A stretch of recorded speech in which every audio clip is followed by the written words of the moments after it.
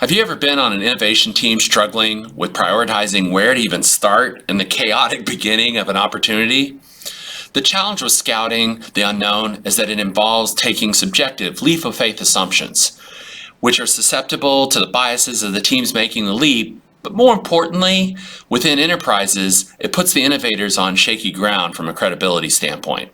Aloha, I'm Ralph Morales III, and I've spent a career in innovation and finance with failures, successes, and shared experiences with innovation teams around the world.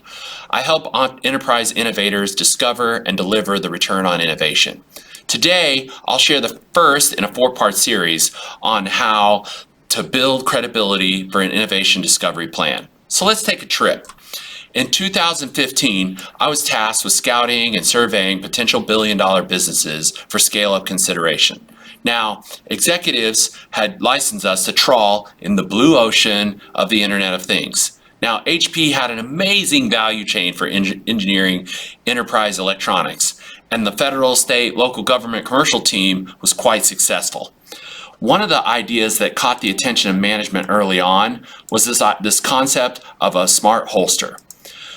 What made it promising was that it addressed the unmet needs in public safety. Now remember, it's 2015. Body cams are entirely new and have been brought to market by gear supply companies, not tech companies. So the big idea was embed sensors into dumb gear to deliver novel insights. You put this together with a technology stack for managing it all, and features like auto activation of the body camera, officer health and wellness on duty, as well as other longitudinal data insights for improving procedures and training were some of the features in service of unmet needs for field police officers, police chiefs, prosecutors, civil rights activists. It's a wicked problem, and that makes it fertile ground for innovation.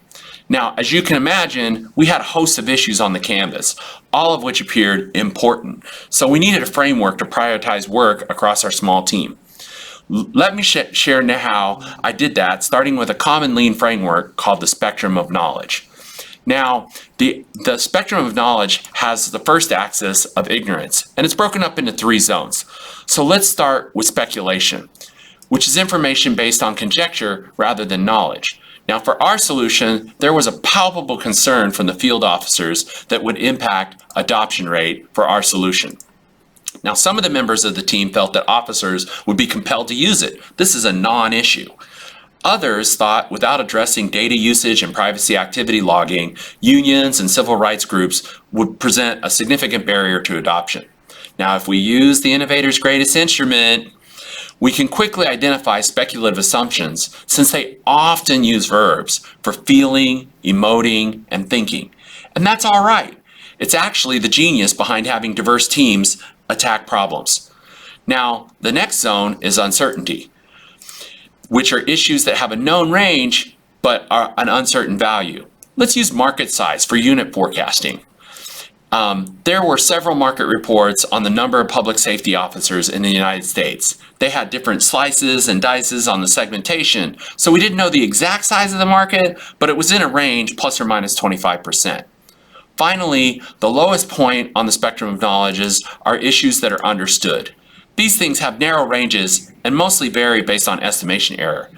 The electronic board that was about the size of a thumbnail, and it needed to be built to a military specification.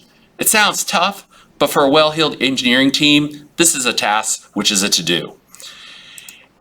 With these 3 examples, you begin to see the benefit of clashing issues along the spectrum of knowledge. A team can wash, rinse, and repeat this discussion for issues across the canvas. Now, clearly, the fun and interesting discussions happen in the uncomfortable speculation and uncertainty space. This was one of 4 segments in my installment, and I'll dive into techniques in the next one behind quantitative assessment on our journey to build credibility for an innovation discovery plan. Hit the applause button or leave a comment down below on your experience ranking ignorance. Until then, mahalo for watching and stay skillful.